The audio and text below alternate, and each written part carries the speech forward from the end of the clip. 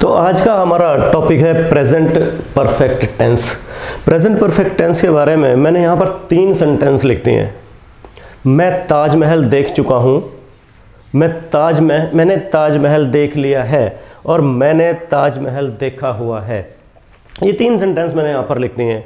ठीक है, दिखने में एक जैसे हैं, लेकिन हिंदी में तो यहाँ पर हमें फ़र्क नज़र आ ही रहा है कि यहाँ लगा हुआ है वर्ड ये चुका और ये लिया और हुआ, यानी इस तरह से इसमें डिफरेंस है। ये 3 सेंटेंस हैं और प्रेजेंट परफेक्ट टेंस की नज़र से अगर हम इसको देखेंगे तो इंग्लिश में हमें क्या लिखना पड़ेगा।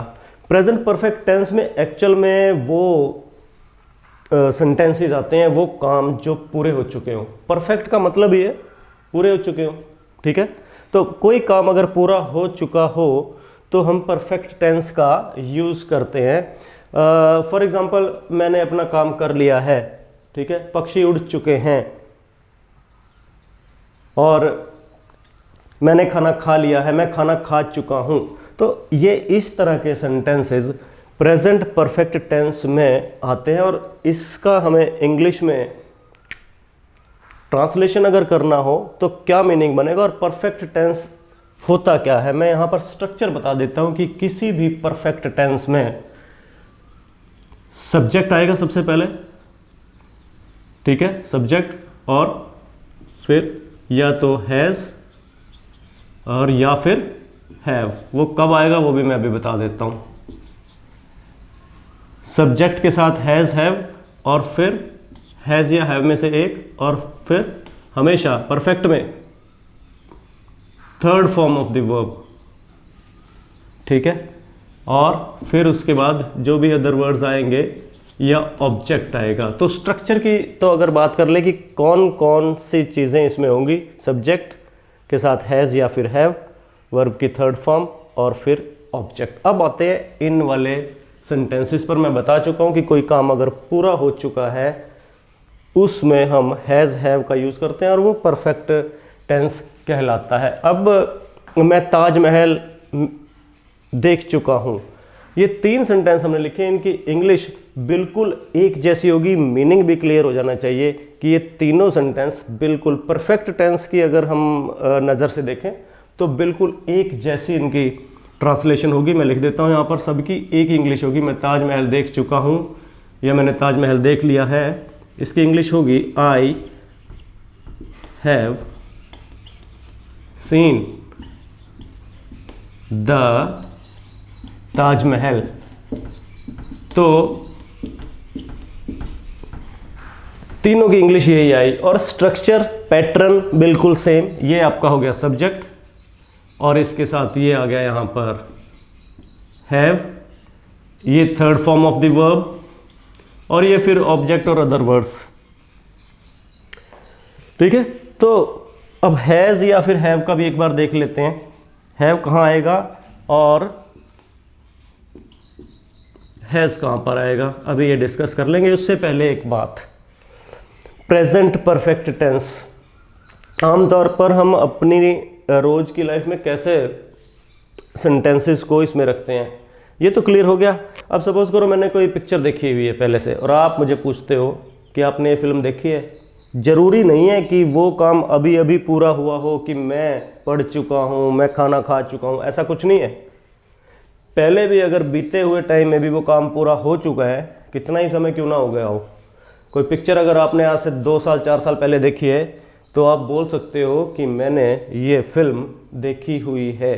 ठीक है, अगर आपसे कोई पूछे कि आपने ये फिल्म देखी, हाँ मैंने ये फिल्म देखी हुई है, यानी आई हैव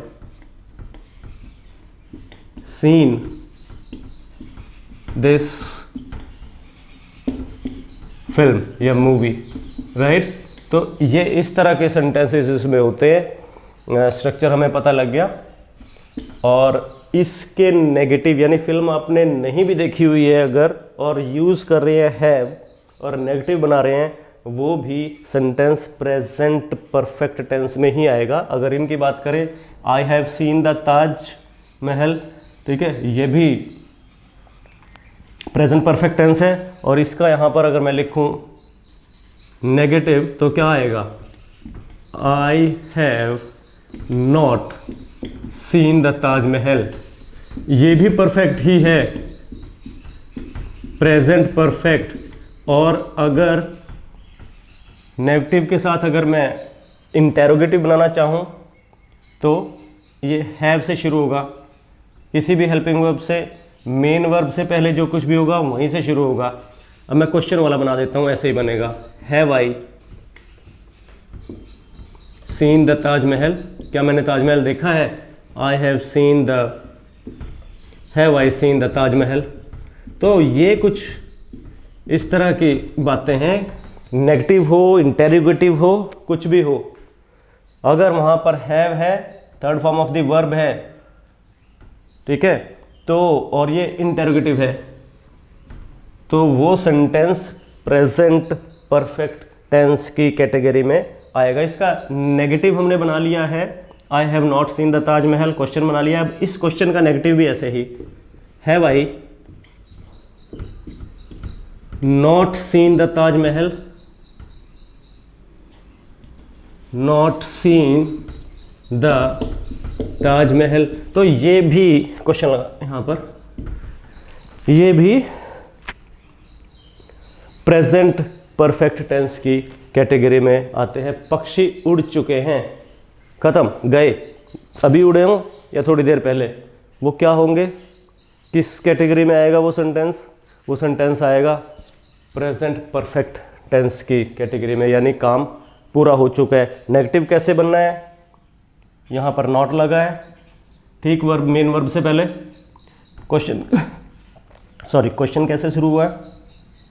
हैव लगा है, ठीक है।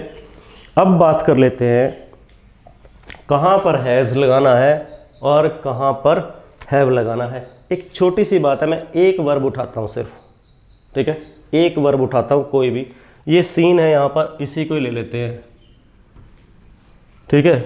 तो किसके साथ हैव लगेगा और किसके साथ हैज़ लगेगा ये देख ले।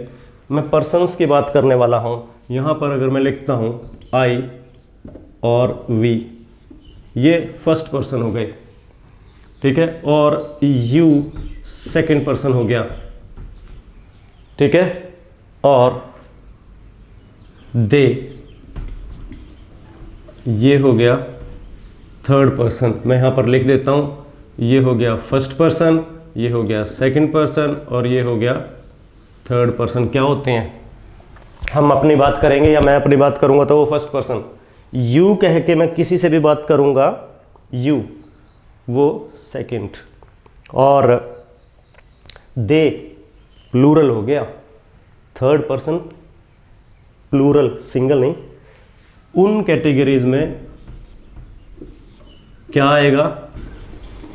हैव, और यहाँ पर सीन था तो आई हैव सीन।